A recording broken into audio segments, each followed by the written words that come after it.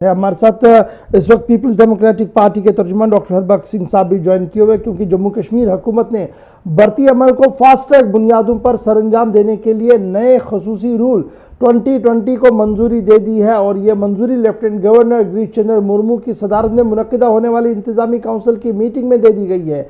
Meeting में लिए गए फैसलों की जानकारी कल प्रिंसिपल सेक्रेटरी महकमा बिजली व इतलात रोहित कंसल ने दी है और एक डिटेल प्रेस कॉन्फ्रेंस के दौरान उन्होंने कहा कि किस तरीके से ये असामियां पुर की जाएंगी और किस तरीके से फास्ट ट्रैक बुनियादों पर जो है वो काम किया जा रहा है। डॉक्टर हरबख्श सिंह साहब बताइएगा, अब बहसते नौजवान के कैसे आप सरकार के इस फैसले को देख रहे हैं और पार्टी का पहला रिएक्शन? देखो इशफाक साहब, मैं पहले भी बोल चुका हूँ, पिछली बार भी हमने इस पे बात की थी कि ये जो इन्होंने कल रिक्रूटमेंट रूल्स की बात की है, इसमें सबसे पहले है 7,000 के बजाय 7,000 के जो असामियां नौकरियों की इन्होंने एडवर्टाइज करनी है। लेकिन उसमें एक क्लियर कट बात जिस पे मैं जाना चाहता हूँ कि ये कहते हैं जो डेली वेजर है, कैजुअल लेबर है या बाकी लोग हैं, उनको 5 नंबर दिए जाएंगे एक्स्ट्रा, तो उनको प्रेफरेंस रखी। लेकिन जो 70,000 लोग हैं वो 7,000 के बजाय ये 70,000 के कैरियर को इस वक्त मेरे हिसाब से अंधेरे में डाला जा रहा है, क्योंकि एक क्लियर कट इसमें हो गया कि जो डेली वेजर या कैजुअल लेबर है जिनका ऑलरेडी कैबिनेट डिसीजन हुआ था कोलिशन गवर्नमेंट के दौरान, उनका इन्होंने जिक्र करके कि उनको प्रेफरेंस दी जाएगी। इसका मतलब है कि वो 70,000 लोग जो है वो हवा में है।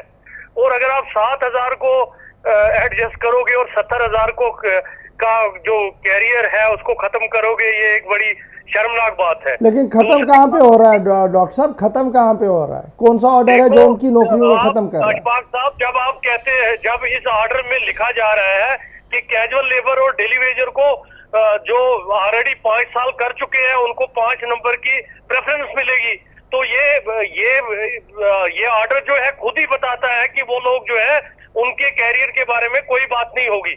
कैरियर के बारे में बात नहीं होगी, ये अलग सवाल है। उनका कैरियर खत्म होगा, ये अलग सवाल है। नहीं हो गया ना। देखो अशफाक साहब, इसका मतलब है ना, वो जब आप उनको प्रेफरेंस दे रहे हो, इसका मतलब ये है ना कि वो कहीं भी नहीं है।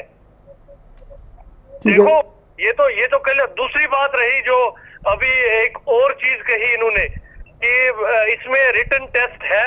रिटन टेस्ट जो है बेसिकली क्लास 4 के लिए क्राइटेरिया होता है, एक एजुकेशनल क्वालिफिकेशन होती है।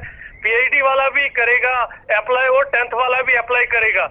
और जो क्लास 4 वाला मामला होता है, जो लोअर क्वालिफिकेशन होती है उनके लिए होता है, क्योंकि उसका क्लास 4 का मतलब हर कोई समझता है। यहाँ पीएचडी, एमएससी, एमएड और जो भी लोग हैं जो मजबूर हैं इस वक्त, वो सारे भरेंगे। तो क्राइटेरिया क्लास 4 का रहा कहाँ?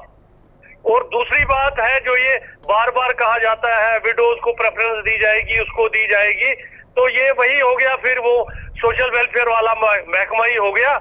और सबसे बड़ी बात है कि अभी लॉकडाउन 5 के बारे में कोई अनाउंसमेंट नहीं हुई है, कोई चीज नहीं हुई कि किस तरह खोला जाएगा, ये लोग कहां से फॉर्म भरेंगे, किस तरह भरेंगे, इंटरनेट है नहीं, किस तरह होगा सारा कुछ। ये सारी चीजें जो है, ये लगता है कि ये सिर्फ एक पॉलिटिकली मोटिवेटेड चीज है। तो डॉक्टर साहब अब जरा इस पर भी जरा बात कीजिएगा। जब हालात पिछले दिनों खराब थे और मखलूत हुकूमत थी, आपकी वज़ीर आला थी महबूबा मुफ्ती साहिबा, तो सिचुएशन जब ईज आउट करने की कोशिश की गई तो बड़ी भर्तियां उस वक्त की गई, एजुकेशन में भी की गई, स्पोर्ट्स में की गई और 10 तरह की और डिपार्टमेंट्स में भर्तियां की। उस वक्त भी तो इसी तरीके के सवाल उठ रहे थे कि भैया आप 70,000 की बात क्यों नहीं कर रहे हैं, 30,000 की बात क्यों नहीं? उनके मुस्तकबिल के साथ तो आपकी पार्टी ने खेला। फिर उस वक्त लॉकडाउन नहीं था, उस वक्त गोली चल रही थी, लोग मर रहे थे, ये भी याद रखिएगा ना। लॉकडाउन भी था, कर्फ्यू भी था, देखो उस तरह अलहदगी पसंद खीमे की तरफ से बंद की कॉल भी थी, सब कुछ था। देखो सब कुछ नहीं बैठा था कि ये जो जल्दबाजियां की जा रही है ना हर चीज के लिए। अरे जनाब, हम तो आपसे यही पूछ रहे हैं ना कि जो आपने एसपीओ या टीएसओ लगाए वो किस क्राइटेरिया में लगे? फिर को क्लास 4 से मसला हल नहीं होगा हमारा।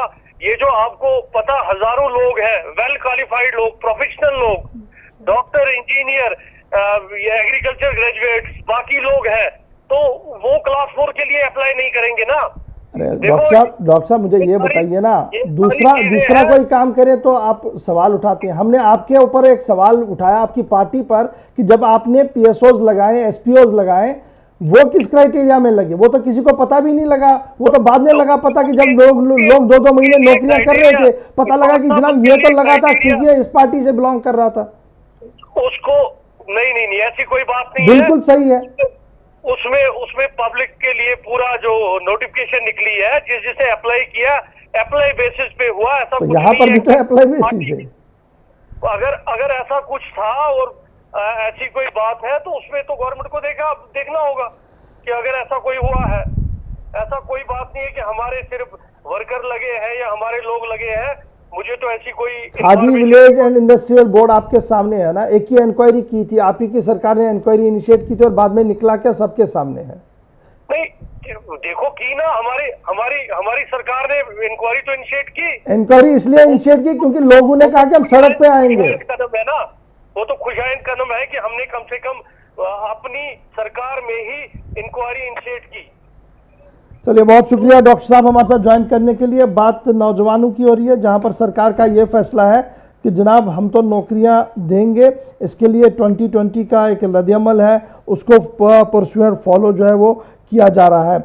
अब ज़रा बढ़ते हैं आगे और बात करते हैं कोविड-19 के हवाले से भी, क्योंकि कोविड-19 का मामला भी काफ़ी अहम है, इस पर गुफ्तगू होनी चाहिए क्योंकि अभी ये पूरी तरह से ख़त्म हुआ नहीं है। और जो लोग हमारे साथ सोशल मीडिया पर जुड़े हुए हैं वो कह रहे हैं जनाब बात पूरी कीजिए। बात हमने पूरी कर दी। हमने कहा दिया कि सरकार 2020 के तहत नौकरियां फराम कर रही है, जो नया कानून बना है, और इसमें पॉलिटिकल पार्टियां अपना अपना व्यू पॉइंट रख रही है, इसलिए हमने सबको मौका दिया था बात करने का। इसमें 202 की बात हो रही है। जीशान फाजिल से भी आप बात कीजिएगा, लेकिन 202 का SRO 202 के हवाले से बात हो रही है। देखिए, इस पर मेरी ज़ाती राय जो है वो ये है कि इंतज़ामी अमूर चलाने वाले अफसरान को 202 ऑर्डर को देखना पड़ेगा, क्योंकि ये सरीहन कहीं ना कहीं आपको, अगर आप इन डेप्थ देखेंगे तो इंसानी हकूक़ की खिलाफ वर्जी भी है, क्योंकि आप एक ही स्टेट के अंदर 3 तरह की मुलाजमतें फराहम करेंगे तो वो कुछ जेन्युइन मामला नज़र नहीं आ रहा है। शायद इस नए ऑर्डर में इसका ख्याल जो है वो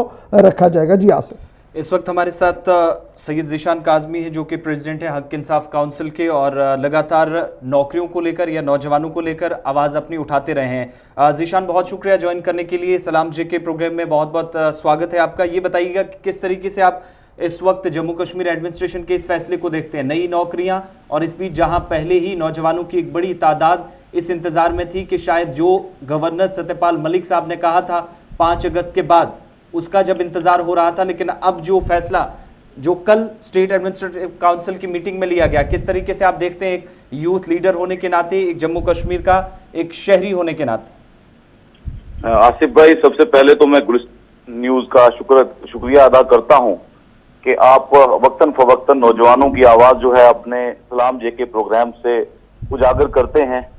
और जहां तक ये SSA डिसीजन का सवाल है, जो हमारे लेफ्टिनेंट गवर्नर साहब की क़यादत में डिसीजन लिए गए, तो मुझे ऐसा लगता है कि पहले जो है हमारी रियासत में नौकरियां बिकती थी, अब यूनियन टेरिटरी में हमारे इदारे बिक रहे हैं। ये बात मैं बिल्कुल इसलिए कह रहा हूं आसिफ भाई, क्योंकि जिस तरह से पहले हमारे साथ 50,000 नौकरियों का वादा किया गया था, इसी तरह की 50,000 नौकरियों की असामियां जो थी वो जेके बैंक में पुर करने के लिए फॉर्म्स लगाए गए थे। और यहाँ पे मैं आपको बताऊं कि उन फॉर्म्स लगने के बाद कितनी बड़ी धांधली जेके बैंक की नजर आई थी, सामने आई थी, जिसमें आपने देखा कि जो चेयरमैन थे जेके बैंक के, वहां से लेकर और छोटे से छोटे मुलाजिम तक जो थे वो उसमें पिसे। और अभी आपने देखा जो रिक्रूटमेंट के लिए इन्हें लिस्ट निकाली थी, उस पूरी लिस्ट को इनको क्वैश करना पड़ा। इससे पता चलता है कि पहले रियासत जम्मू कश्मीर में नौकरियां बिकती थी, लेकिन अब जो है इदारे बिक रहे हैं। ये बहुत अनफॉर्चुनेट है। जिस तरह से PSC का, JK SSB का आपने हाल देखा कि अभी तक एक भी गेस्टेड पोस्ट के लिए नोटिफिकेशन ना निकलना, ये सबूत है। ये तो या तो ये मरकजी सरकार चाहती है कि जम्मू कश्मीर के जो नौजवान हैं वो सिर्फ और सिर्फ 4th क्लास की नौकरियां करें, या डिविडेंड हमारा तब पूरा होगा जब 50,000 नौकरियां जो इनने कहा है वो फास्ट ट्रैक बेसिस पे जो है वो यहाँ पर 3 महीने के अंदर अंदर जो है उनके एग्जाम कंडक्ट करवा के और 6 महीने के अंदर अंदर सबकी ज्वाइनिंग करवाई जाए, तब हम कहेंगे कुछ हो रहा है। और अभी तो मुझे यही लग रहा है कि पहले नौकरियां बिकती थी, अब जो है इदारे बिक रहे हैं। जी आसिफ भाई। चलिए, बहुत बहुत शुक्रिया ज़ीशान काज़मी हमारे साथ ज्वाइन करने के लिए और अपनी बात रखने के लिए। सलाम जेके में ये वो उन लोगों के तासुरात जो शायद इस इंतज़ार में थे इशफाक की, जो शायद सत्यपाल मलिक साहब की तरफ से कहा गया था, उसके बाद एक और वादा हुआ सरकार की तरफ से और मरकज़ी सरकार की तरफ से, एक के बाद एक वादा, शायद उस इंतज़ार में अब जो इस वक्त सरकार का फैसला या सरकार की तरफ से जो रिक्रूटमेंट पॉलिसी या जिन नए रूल्स को इस वक्त मंजूरी दी गई है उससे कहीं ना कहीं असहमत नौजवान भी नज़र आ रहे हैं।